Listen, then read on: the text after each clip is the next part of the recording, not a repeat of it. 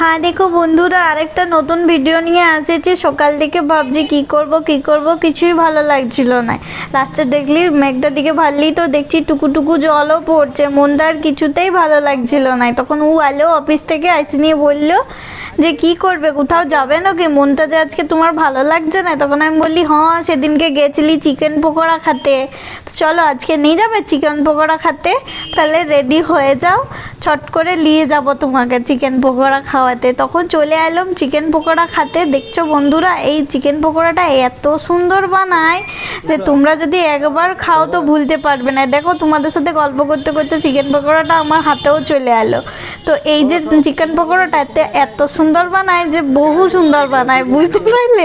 তোমরা একবার এসে খায়ে দেখবে। কুর্মী সমাজের যে ঘেরাওটা দেওয়া আছে ওইখানটাই বসে। তো বন্ধুরা, যারা যারা খায়ছো তারা কমেন্ট করবে, আর যারা এখনো পর্যন্ত খাও নাই তারা খায়ে আসে নিয়ে কমেন্ট করবে, তারপর বলবে যে কেমন হয়েছিল পকোড়াটা।